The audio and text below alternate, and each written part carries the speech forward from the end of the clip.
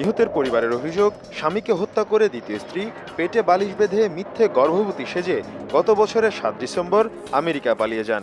স্ত্রী সামিনা তিথি আমেরিকা যাবার সময় তার পেটে যমজ সন্তান রয়েছে জানিয়ে স্থানীয়দের সাথে প্রতারণা করে হযরত শাহজালাল আন্তর্জাতিক বিমানবন্দর ত্যাগ করেন।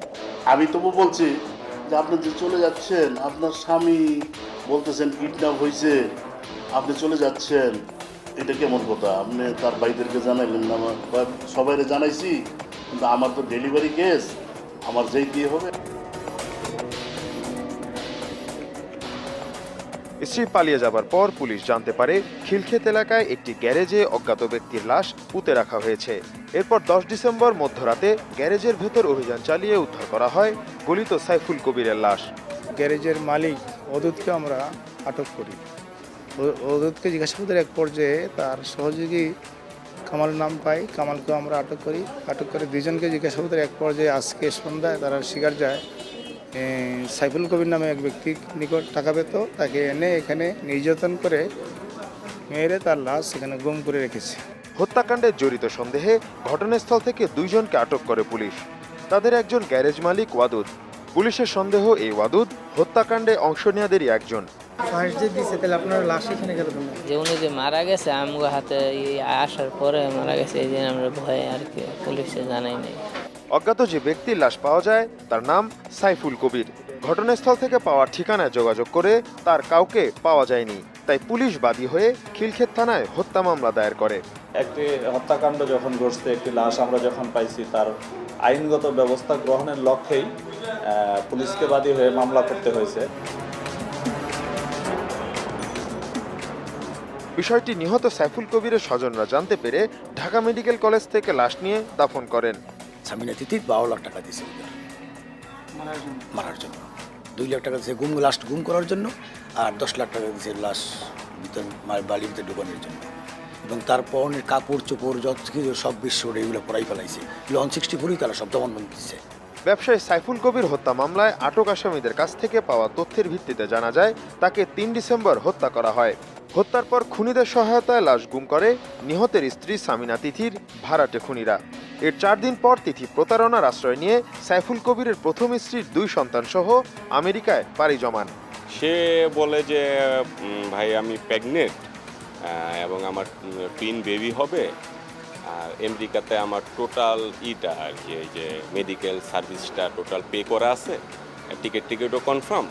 তো আমি যাব ১ সপ্তাহ পরে, বেবি হওয়ার পরে আমি কাগজপত্র পেলে আমি রিটার্ন চলে আসবো। প্রথম স্ত্রী শারমিন সুলতানা মলি জানান, প্রতারণার মাধ্যমে সামিনা তিথি তার আস্থা অর্জনের জন্য কৌশলের আশ্রয় নেন। ওনার বসের মেয়ে এই হিসাবে আমার বাসায় এসেছে। ও আমারে বলছে আমি অসুস্থ একজন রোগী, আমার একটা ক্যান্সারের রোগী, আমি করতে পারবো না, এই যে তোমার বাচ্চাদের সাথে, আমার কিউট বাচ্চারা, আমার ওদেরকে খুব ভালো লাগে, আমি ওদের সাথে একটু খেলা করতে চাই, কিছুক্ষণ টাইম পাস করতে চাই ওদের সাথে। এদিকে সামিনা তিথিকে বিয়ের টোপ দিলে গত ২২ ফেব্রুয়ারি ৭ দিনের জন্য বাংলাদেশে আসেন। ভোরে হযরত শাহজালাল আন্তর্জাতিক বিমানবন্দরে পৌঁছার পর ইমিগ্রেশন পুলিশ তাকে গ্রেফতার করে। আপনি তার আগে ৭ তারিখ তো দেশে ছিলেন, ৭ তারিখ বাংলাদেশ থেকে নাকি? হ্যাঁ, আমি ৭ তারিখে এখান থেকে এসেছি। অ্যাকচুয়ালি তখন তো জানি না যে আমার হাজবেন্ড, আমি যেটুকু জানি আমার হাজবেন্ড নিখোঁজ ছিল। কিন্তু তখন তো আপনি দেশে ছিলেন, আপনার আত্মীয়স্বজন কি কেউ জানতো? আমার কেউ নেই, পৃথিবীতে আমি একা। সামিনা তিথি গ্রেফতার হবার পর তার সাথে থাকা মলির ২ সন্তানকেও উদ্ধার করা হয়। সম্পত্তি দখলের উদ্দেশ্যেই সাইফুল কবিরকে হত্যা করা হয় বলে মনে করেন তার বড় ভাই তপন শিকদার।